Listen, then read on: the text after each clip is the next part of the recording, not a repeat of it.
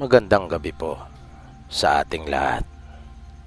Bago natin pasimulan ang ating kwento, ay hayaan niyong batiin ko muna kayo ng isang matiwasay at mapayapang gabi. Saang panig man kayo ng mundo naroroon. At tulad po ng dati, ay hangad ko pong lagi na sana po'y nasa mabuti kayong kalagayan, ligtas sa anumang uri ng kapahamakan at karamdaman.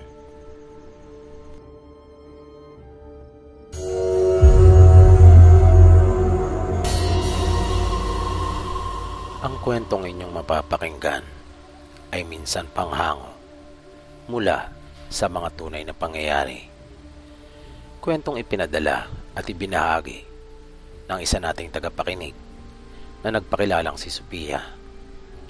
Tungkol ito sa magkakaibigan na nagplanong magbakasyon sa isang liblib na isla sa pagnanais na magkaroon ng magandang karanasan at makapaglibang. Bali 5 silang lahat. Sila'y sina Mateo, Isabela, Rafael, Sophia at Miguel. Naglakbay sila puno ng kasiyahan at excited sa kanilang gagawing vacation/adventure. Sa kanilang mga puso'y umaasa magkaroon ng isang makulay na karanasan na magiging alaala nilang panghabang buhay. Pero kabaliktaran, sa kanilang inaasahan ang nangyari. Damang-dama ng magkakaibigan ang kakaibang energy at excitement habang papalapit sila ng papalapit sa paroroonan. Ngunit ang malas lang nila dahil hindi nila alam ang malagim na katotohanan na naghihintay na pala sa kanila. Nang dumating sila sa isla, napansin nila ang kakaibang katahimikan at kapanglawan na bumabalot sa lugar. Ang mga kalsada ay tuyo at walang katao-tao sa paligid. Dahil sa kanilang nakita, ito ay nagdulot ng agam-agam at pangamba sa mga puso ng magkakaibigan. Napuno din sila ng pagtataka. Ngunit wala silang inaatrasan.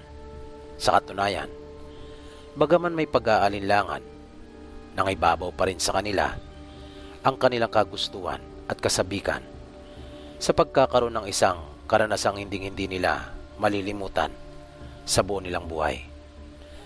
Mahilig talaga sila sa pakikipagsapalaran. Ngunit wala silang kaalam-alam na yung kanilang pagkauhaw sa adventure ang siyang magpapahamak pala sa kanila at maglalagay sa kanilang mga buhay sa alanganing sitwasyon. At dahil sa silang ayon tipo ng mga kabataan na walang inaatrasan, kung kaya naman nagpatuloy pa rin sila sa kanilang paglalakbay. Naglakad sila sa mainit na buhanginan at tinangkang ipagpatuloy ang kanilang pakikipagsapalaran na iyon. Hinintay nila ang paglubog ng araw upang magtayo ng mga tent at ipaganda ang kanilang hapunan. Habang nagluluto at nag-aayos ng kanilang kakainan, napansin nila ang mga ibon na lumilipad-lipad. At dahil sa lumaki silang lahat sa Maynila, kung kaya hindi nila alam na ang mga ibon na ito ay nagbibigay na ng babala tungkol sa peligro na naghihintay sa kanila. Nagpatuloy magkakaibigan sa kanilang pagpapahinga na puno ng kasiyahan at nagtatawanan pa nga sila habang nagkukwentuhan. Sa kanila namang pagsasalo-salo sa pagkain kanilang inihanda, wala silang kamalay-malay at di nila pansin na papalapit na ng papalapit ang panganib na kanilang kakaharapin. Nang nag-uumpisa ng lumubog ang araw at papadilim na, unti-unting lumabas mula sa kakahuyan ang mga tao. Mga taong sumisingap-singap pa sa hangin at tila ba mayroon silang napansing bago sa kanilang malakas na pangamoy. Mayroong dayo. Nasasabik pang sambit ng isa sa mga ito. Mga bagya silang nakayuko at nakadipa ang kanilang mga kamay na nagtataglay ng mahaba at matutulis na kuko. Mga kukong maihahalin tulad sa kahoy ang tigas. At sila ay hindi mga pangkaraniwang tao. pagkat nagtataglay sila ng mga kakayahang hindi pangkaraniwan dahil nagmula sila sa angkan ng mga aswang. Sila ay mga mababangis na nilalang na likas na gutom sa dugo at laman ng tao. Sila ay mga taong may kakayahang magpanggap ng mga hayop, o mas tamang sabihin na sila ay likas na mga hayop na nagbabalat kayo lamang bilang tao upang kanilang malin lang ang kanilang biktima. At ang mga walang kalaban-laban na taga-baryo ay mistulan lamang basang sisiw sa mga ito na nagsisilbi lamang pagkain sa kanila, ang mga taong walang kaalaman tungkol sa kanilang tunay na kalikasan at mga kahinaan. At mula nga sa kawalan, ay bigla na lang lumitaw ang mga aswang na nagdulot talaga ng matinding lagim sa magkakaibigan. Kaagad silang napuno ng takot at binalot ang kanilang mga puso ng matinding pag-aalala at pagkabala. Sumigaw sila at nagtakbuhan patungo sa masukal na bahagi ng isla na nasa likuran ng kanilang mga itinayong tent. Ngunit para na lamang naging isang laro para sa mga aswang ang ginawang pagsalakay ng mga ito. At dahil sa kabisado ng mga ito ang pasikot-sikot sa isla, ay hinayaan pa ng mga ito na makatakas at makalayo sila Sofia. Para bang mas gusto nila magkaroon ng kahit kaunti man lang hirap. Para bang mas natutuwa ang mga ito na nakikita nilang takot na takot at nahihirapan ang kalooban ng kanilang sisilain. At hinabol ng hinabol ang magkakaibigan na para bang wala iyong katapusan. Ngunit pinalad namang makahanap ng ligtas na lugar na mapagtataguan ang magkakaibigan. Isa yung guwang na matatagpuan sa kalagitnaan ng kagubatan. Nang makahanap sila ng isang malayong lugar na tila nga ligtas, nagtago sila. Pinag-usapan nilang mabuti kung papaano nila malalampasan ang nakakakilabot na sitwasyong iyon na kanilang nasoong. At nagsimula silang magplano. Masusi nilang pinag-aralan at pinag-isipan ang mga susunod nilang akbang. Hindi sila kailangang magkamali dahil mangangahulugan iyon ng kanilang mga buhay. Habang nakikipaglaban sa takot at pagkabahala, napagtanto nila na kailangan nilang humingi ng tulong mula sa mga naninirahan doon sa isla. Pero papaano? Ito ang kanilang pinag-isipang mabuti. Nagpasya sina Mateo at Rafael na sila na lamang dalawa ang lalabas at hihingi ng tulong. Iniwan nila si Miguel kasama nila Sofia at Isabela. Naging maingat ang dalawa. Halos mga pa sila sa dilim. Binalot nila ang kanilang mga sarili ng lupa na kanilang pinagputik. Pero bago iyon, ay lumamukos muna sila ng mga dahon na naroon at ipinahid sa kanilang mga katawan upang maikubli ang kanilang mga tunay na amoy. Sa kanilang maingat at matyagang paghahanap, ay pinalad naman silang matagpuan ang isang lihim na pamayanan. Isang lihim na pamayanan ng mga mangkukulam na nakahandang tumulong sa kanila. Kasama ang mga mangkukulam, binalikan nila Rafael ang kanilang mga kasama at dinala sila ng mga mangkukulam sa isang lihim na lugar kung saan ay mas ligtas mula sa mga aswang. Ipinaliwanag ng mga mangkukulam na ang mga aswang ay matagal nang nagpapahirap sa mga taong naninirahan doon sa isla. Ngunit dahil sa kanilang natatanging kakayahan at kaalaman, ay nagagawa nilang mapigilan ang mga ito. Sa tulong ng kanilang mga kapangyarihan, ay nagagawa nilang harapin ang mga aswang pagkat alam nila ang kahinaan ng mga ito. Kaya isa raw malaking pagkakamali ang ginawa nilang magkakaibigan. Dahil nabigyan na naman ng pagkakataon ang magkakamag-anak na aswang na magasik ng takot at lagim. Dahil doon, ay nagdesisyon na rin ang mga mangkukulam Napagkaisa nilang tuluyan ng wakasan ang kasamaan ng mga aswang doon sa kanilang isla upang manatili ng kapayapaan at katahimikan doon. At nagkaroon nga ng madugong engkwentro sa pagitan ng angkan ng mga aswang at angkan ng mga mangkukulam. At sa uli, matapos ang madugong pakikipagdigma at pakikipagtunggali, ay nanaig pa rin ang kabutihan. Nagwagi ang panig ng mga mangkukulam, pero hindi nila lubusang nalipol ang mga aswang dahil nagawang makatakas ng ilan. Matapos ang trahedyang naranasan na magkakaibigan, ay nagbalik na silang lahat sa Maynila. Bitbit ang mga aral ng kabayanihan at kahalagahan ng pagtutulungan. Ang kanilang paglalakbay sa liblib na isla na iyon ng mga aswang ay nagbigay daan sa kanila upang maging matapang at matatag. Ang kanilang kwento ay kumalat sa buong probinsya at nagsilbi na ring babala sa mga iba pang nagnanais ng kasiyahan at pakikipagsapalaran sa isang lugar na liblib na hindi pa napupuntahan. Ang kwentong ito ay nagpapatunay din na hindi lahat ng mga taong may kaalaman sa pangkukulam ay pawang masasamang lahat. May mabubuti sa kanila at naghahangatin ng payapa at tahimik na buhay. Mayroon din sa hanay nila na ayaw sa mga nilalang na mapangapi at mapagmalabis sa kapwa. Inilalarawan din ng kwentong ito na hanggat may nananatiling kabutihan sa mundo, ay hindi mananaig ang kasamaan.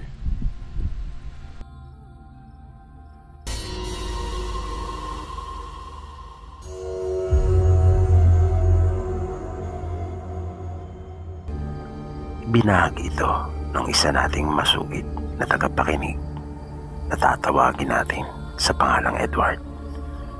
Ayon sa kanya, nangyari ito kamakailan lamang. Sila ay taga-Antipolo, pero ang lugar na kanilang tinitiran ay masasabing parang probinsya.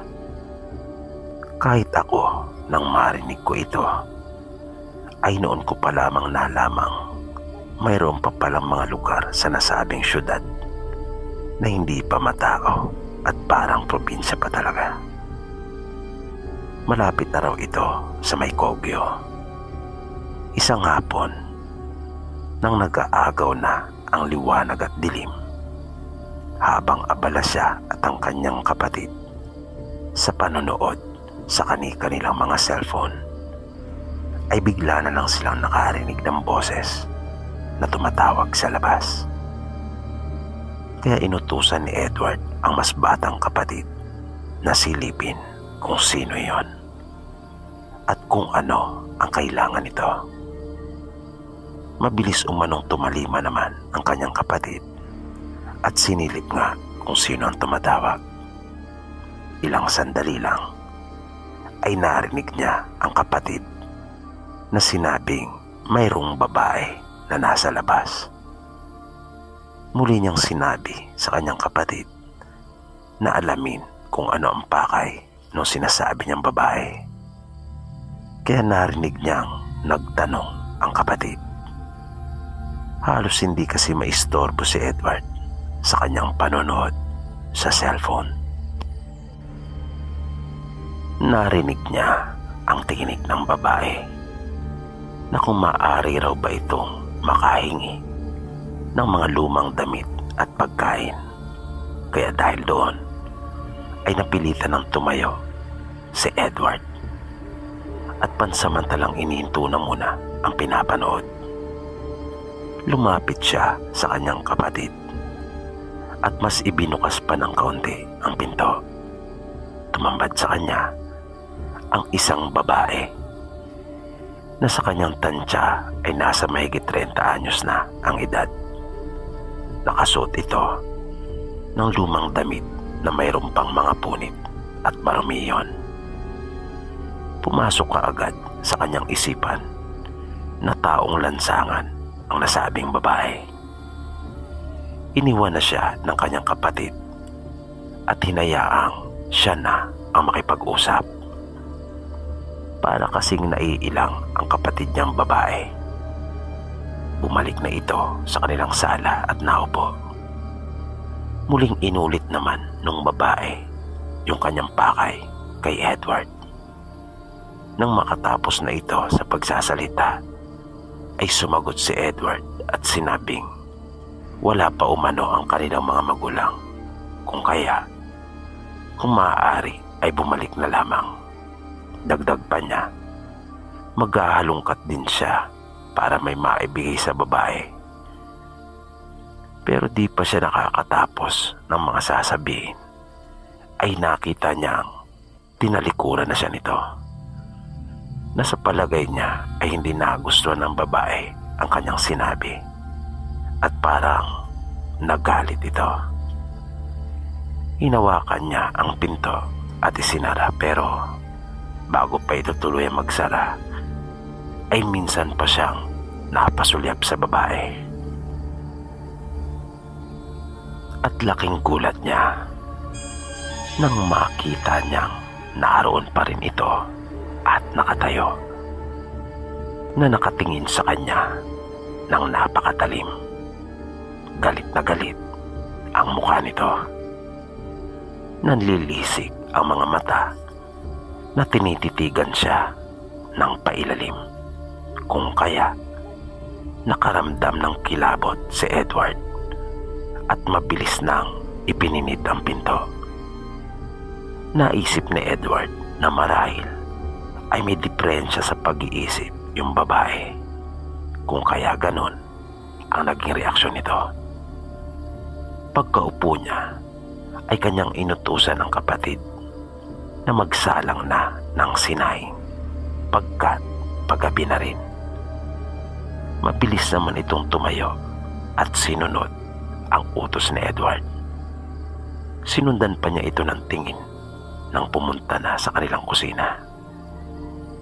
Ipinagpatuloy ni Edward ang panonood sa kanyang cellphone. Pero naririnig niya ang pagtunog ng kaldero na hinugasan ng kanyang kapatid na si Elise. Nang walang kaabog-abog na narinig niya itong biglang sumigaw ng ubod lakas at nakita niyang nagtatakbo papunta sa kanya. Sinabi nito na mayroong nakasilip doon sa dingding ng kanilang lababo. Mayroong kasing siwang ang pagkakayari noon. Napatayo naman si Edward nang magulat siya sa malakas na pagsigaw na iyon ni Elise. Muling nagsalita ang kanyang kapatid at sinabing nakakita nga siya ng mga matang nakasilip. Sa halip na puntaan ang sinasabi ng kanyang kapatid, ay mas minabuti niyang takboy ng pinto at mga bintana. Natakot din kasi siya, kung kaya kanya na lamang isinara ang mga iyon at isinigurong hindi makakapasok ang sinuman, lalong-lalo na yung sinasabi ng kanyang kapatid na nakita nitong nakasilip doon sa dingding ng kanilang lababo. Nung mga sandaling iyon, ayon kay Edward, ang nasa isip niya ay baka isa itong magnanakaw o di kaya naman lango sa ipinagbabawal na gamot at may masamang balak para sa kanilang dalawang magkapatid. Pinakalma na lang muna niya si Elise, kahit pa nga maging siya man ay kabadong-kabado na rin noong mga oras na iyon, hanggang sa makarinig sila ng sunod-sunod na mga pagkalabog na para bang sinasadya talagang magingay, na kinakalampag yung bahagi ng kanilang bahay na yari sa yero. Pero hinayaan lamang nila iyon. Napapikit na lang si Edward at umusal ng panalangin na sana ay dumating na ang kanilang mga magulang. Maya-maya, habang patuloy yung mga pagkalabog at pagkalampag, Sa iba't ibang parte ng kanilang bahay ay nakarinig sila ng sunod-sunod na pagkatok doon sa kanilang pintuan. Kaya bigla silang nabuhayan ng loob ng kanyang kapatid at napatayo. Si Elise ay napabulalas pa nga at nasabing sila nanay. Mabilis na tinungo ni Edward yung pinto upang buksan niyon. Pero laking gulat niya nang ang bumungad sa kanya ay yung babae na nagtatayuan ang mga buhok nito na animoy alambre sa tigas at di rin nakaligtas sa kanyang paningin yung mga mata nitong nagbabaga sa pagkapula. At nang ibuka nito ang kanyang bibig ay tumulo pa ang makapal at malapot na laway mula sa bibig nito. Nakakatakot ang itsura ng babae at walang sabi-sabi nitong inihampas ang isang kamay kay Edward. Buti na lamang at mabilis ang naging reaksyon ng kanyang katawan. Kung kaya, nagawa niyang maiwasan yung ginawang pagkalmot na iyon ng babae at mabilis na isinara ang pinto. Kahit ang kapatid pala niyang si Elise ay nakita rin ang buong pangyayari. Kung kaya pala ito napasigaw. Nagtaka sila kung sino ang kumakalampag at lumilika ng ingay. Agad na naisip ni Edward na marahil ay may kasama pang iba yung babae. Dala ng takot ay nagsisigaw na ang kapatid niyang si Elise at humingi ng tulong. Wala silang kalapit doon, pero naisip nito na kahit paano ay baka may makarinig sa kanyang pagsigaw. Walang masama kung kanyang susubukan. Kung kaya, nagsisigaw siya. Halos mapatiran ito ng ugat sa liig. Paglalarawan pa ni Edward. Hanggang sa makarinig sila ng mga boses at isang malakas na pagkalabog sa isang panig ng kanilang dingding na para bang may tumama doon na isang malaking bato. At nasundan pa ang mga iyon. Narinig nila na tila ba may nagpulasan na nagmamadaling makalayo ang mga ito. Di nagtagal ay narinig nila ang mga boses na tinatawag sila si Richard, kaibigan ito nila Edward, at kasama din ito ang isa pa nilang kakilala na si Mon. Kanila itong pinagbuksan at pinapasok. Narinig daw nila ang pagsigaw ni Elise habang papadaan sila. Kaya naisipan nilang lumapit sa kanilang bahay. Ngunit nagulat umano sila nang makita ang isang lalaki na kinakalampag ang bahaging yero ng kanilang bahay, habang yung babae umano ay parang pusang nakakabit sa pader na sinusubukan namang makapasok. Kaya kanila umanong pinagbabato ang mga ito.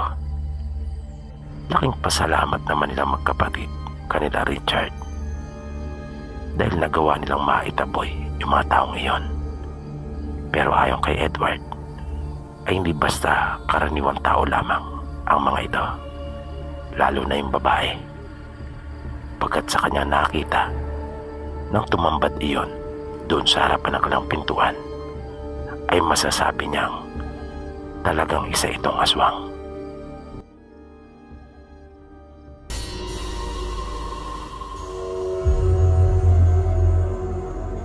Magandang gabi po sa iyo, Sir Pipi. Ang ibabahagi ko pong kwento ay totoo pong nangyari. Hango po ito sa tunay na buhay. Karanasan po ito ng pinsan ko na naganap mahabang panahon na po ang nakalipas. Mga bata pa kami noon at ang pangyayaring ito ay talagang gumimbal sa aming magkakamag-anak at gayon din sa mga kapitbahay nila. Maalwan puno ng pamumuhay ng pinsang kong si Michael. Nakakangat po sila sa buhay dahil ang mga magulang ay maganda ang mga trabaho. Kapwa kasi nakapagtapos ang mga magulang niya sa kolehiyo at pareho ding nagtamo ng karangalan. Ang tatay po ni Michael ay isang sikat na engineer ng mga panahong iyon, habang ang nanay naman po niya ay isang certified public accountant. At sa maikling panahon lamang ay naging manager na kagad ito ng bangko. Maganda at malaki ang bahay nila, kumpleto sa gamit at mayroon din silang sasakyan. Nag-iisang anak lang nila si Michael. Isang araw ay nabalitaan namin na nakabili na naman sila ng lupa at kasalukuyang pinapatuyuan ng kanilang pinakamagiging bahay bakasyunan. Kaya hanga talaga ang mga magulang ko, maging ang iba pa naming mga kamag-anak sa talino at sipag ng magulang niya. Minsan nga ay naririnig ko ang aking tatay noon na nanghihinayang pagkat hindi siya nagtapos ng kanyang pag-aaral. Ngunit masaya siya at hindi naman niya talaga iyon pinagsisisihan. Dahil sa pagsasakripisyo ng kanyang ginawa kung kaya nakapagtapos at nagkaroon ng magagandang buhay ang kanyang mga kapatid, kabilang na dito ang tatay ni Michael.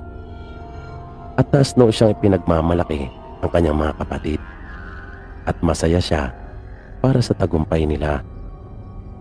Pero isang araw ay nagulantang na lang kami dahil sa isang masamang balita. Natatandaan ko pang natulala ang mga magulang ko at nabitawan pa ni nanay yung hawak niyang baso, dahilan para ito po ay mabasag. Hindi sila kapwa makapaniwala ng tatay ko nang kanilang matanggap ang telegrama. Pinasok umano ang bahay nila Michael ng mga magnanakaw at walang awang pinatay ang kanyang mga magulang. Nakita ko ang matinding lungkot sa unang pagkakataon sa mukha po ng tatay ko dahil mahal na mahal niya talaga ang kanyang mga kapatid. Nagpasya kaagad sila noon ni nanay na lumuwas ng Maynila at kahit di sapat ang kanilang hawak na pera ay bumiyahe sila. Gumawa sila ng paraan ni nanay. Nangutang sila doon sa binibentahan namin ng kopra. Gusto ko rin nga sanang sumama noon, ngunit naisip kong makakadagdag lamang ako sa kanilang mga gastusin at wala rin mag-aasikaso sa mga kapatid ko, gayon din sa mga alaga naming hayop. Makaraan ng mahigit 1 linggo ay dumating na rin sila at kanilang isinama si Michael. Ibinenta nila ang lahat ng kanilang mga ari-arian at inilagak sa bangko para ilaan sa pinsang ko. Walang imik si Michael nang dumating sa bahay namin, bagay na akin namang naintindihan. Sabi ng mga magulang ko, nang dumating daw sila sa Maynila ay gano'n na talaga ito. Hindi nagsasalita at lagi na lang nakatulala. Matinding trauma daw kasi ang dinanas nito at iyon ang naging masamang epekto sa kanya. Sa abot ng aming makakaya ay inasikaso namin si Michael. Hindi naman siya mahirap alagaan dahil nagagawa naman niya yung mga kayang gawin ng isang normal na tao. Ang pinaka-problema lang talaga sa kanya ay yung hindi niya pagsasalita at lagi na lang nakatingin sa kawalan. Kaya awang-awa talaga kaming magkakapatid sa kanya. Pero isang araw ay nagulat na lang ako nang marinig ko itong may sinabi. Kaya agad ko siyang nilapitan at tinanong ko ito kung anong kanyang kailangan. Tumingin siya sa akin. Tinitigan niya ako ng matagal. Hanggang sa bigla na lang nagbago ang reaksyon ng kanyang muka at nanlaki rin ang kanyang mga mata. Maya-maya pa ay bigla niyang tinakpan ang kanyang muka at sumiksik ito sa sulok. At bigla na itong humagulgol. Ramdam ko yung matinding takot na bumabalot sa kanya noong mga oras na yon. Tinawag ko yung isang kapatid ko at inutusan ko magdala ng tubig. Pinakalma ko si Michael, inalo ko siya at sinabing naroon lang kami para sa kanya. Sinabi ko rin na walang mananakit sa kanya hanggang sa dahan-dahan humina yung kanyang pag-iyak. Pero nakasubsob pa rin ang kanyang muka sa mga tuhod. Hindi na muna ako nagsalita. Hinayaan ko na lang muna siya. Di nagtagal ay nag-angat na rin siya ng kanyang ulo. At bigla siyang may sinabi. Rinig na rinig ko iyon. Halimaw. Yan mismo yung katagang sinabi niya. At bigla na naman niyang isinubsob ang muka. At umiyak na naman ito, pero mas mahina na. Palagay ko ay lagi niya pa rin naiisip yung nangyari sa kanila ng mga magulang niya. Nang dumating sila tatay kinagabihan noon, ay sinabi ko kaagad sa kanila yung magandang balita na nagsalita na si Michael. Kaya natuwa naman ang mga magulang namin. Pero nang tanungin nila ako kung anong sinabi ni Michael, ay bigla akong natigilan. Nawalang bigla yung saya sa aking mukha dahil nag-alala ako. At ganun din ang nakita ko kanila tatay nang hindi kaagad ako nakasagot. Tinanong nila ako kung ano ang problema. Sinabi ko naman sa kanila na hindi maganda yung salitang binanggit niya. Lalo naman silang nasabik na malaman kung ano iyon. Kaya nang tanungin nila akong muli ay sinabi ko na, at tulad ng inaasahan ay nagulat at nabigla sila. Hindi nila inaasahan na iyon yung salitang bibig kasi ni Michael. Kaya napaisip sila kung bakit yun ang sinabi nito. Biglang naging malikot ang isip ni nanay at tahasan niyang sinabi na baka iyon yung nakita niya nung gabing pasukin ang kanilang bahay. Napabuntong hininga naman noon si tatay at napatingala. Napaisip siya sa katagang sinabi ni Michael. Namagitan sa amin ang ilang minutong katahimikan. Hanggang sa muli nagsalita si tatay at patanong na sinabi, hindi kaya aswang ang ibig niyang sabihin. Biglang nanlaki ang mga mata ni nanay at napabulalas ng mga katagang, Diyos ko po. Dahil naniniwala po talaga kami sa mga aswang, pagkat mayroong aswang doon sa probinsya namin. At naalala nila yung mga naging usap-usapan doon sa burol ng mga magulang ni Michael. Binabanggit kasi ng mga tao na unang nakakita yung ayos ng kanilang mga katawan. Ganon din yung matinding pinsala na tinamo nila, na para sa kanila ang makakagawa lamang daw noon ay yung mga taong wala sa sariling katinuan. Lumipas pa ang maraming araw. Mabilis na nagdaan ang mga oras hanggang sa dumating na yung punto na nagsasalita ng muli si Michael. At dito na niya ikinuwento sa amin kung ano talaga ang totoong nangyari. Sabi ni Michael, nang matapos ang bahay bakasyonan nila, ay naisipan nilang magpunta doon at manatili ng ilang araw. Nagpaalam ang mga magulang niya sa kanya-kanyang pinapasukang trabaho. Nang dumating sila doon sa bahay, ay may nakausap na isang babae ang mga magulang niya. Panay daw kasi ang tingin nito sa kanila, kung kaya kanila na itong nilapitan. Nagtanong daw sa kanila yung babae kung sila ba yung may-ari ng bahay at kung doon na ba raw sila titira.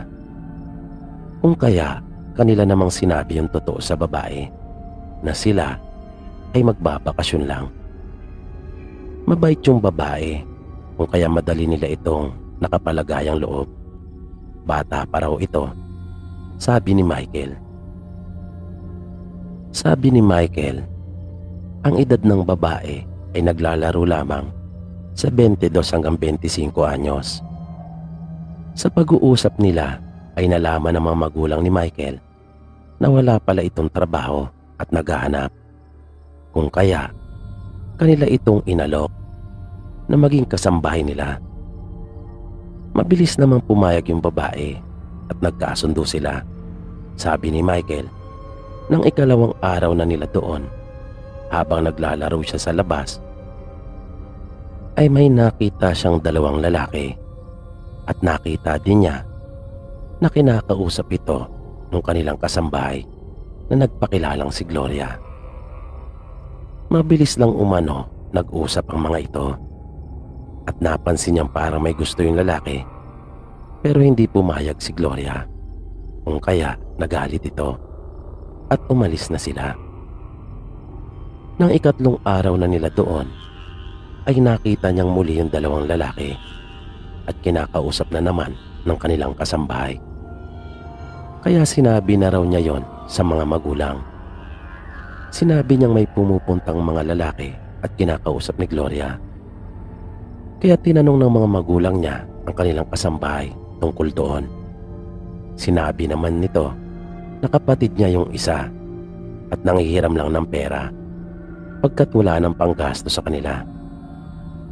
At dahil sa likas na mababait ang mga magulang ni Michael, kung kaya pinahiram nila ng pera si Gloria at sinabing ibigay iyon sa kanyang kapatid.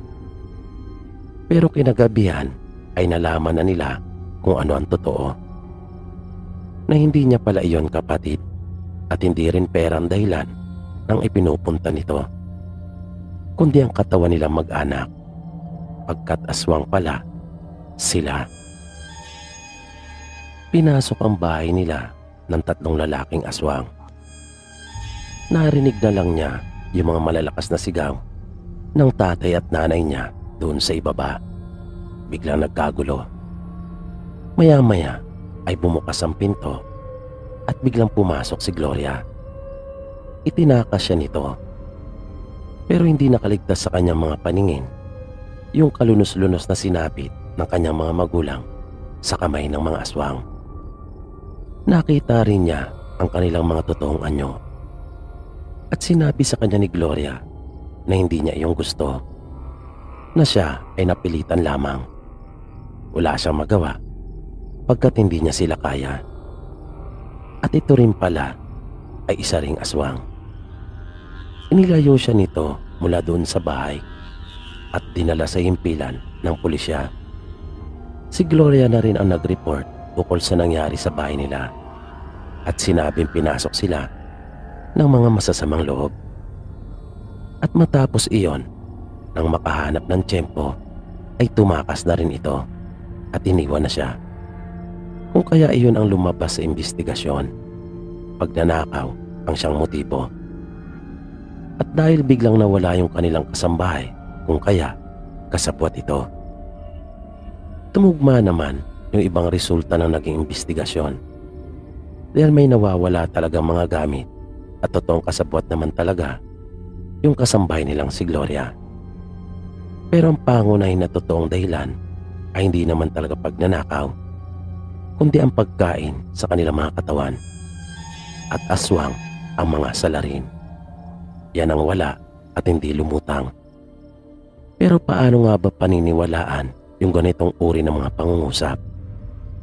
Gayong ang karamihan sa atin ay hindi naman naniniwala sa pag-iral ng mga ganitong uri ng nilalang. Hanggang dito na lang po, Sir PB, at marami pong salamat. At bago po tayo tuloy ang magpaalam, ay nais kong samantalin ang pagkakataon upang magpasalamat sa inyong lahat na walang sawang sumusuporta at nakikinig dito po sa ating programa. Ganon din sa mga kababayan nating OFW at Marino sa buong mundo na walang sawa ring sumusubaybay sa lahat ng ating mga kwento. Maraming salamat po sa inyong lahat sa pakikinig at pagsubaybay. Hanggang sa muli.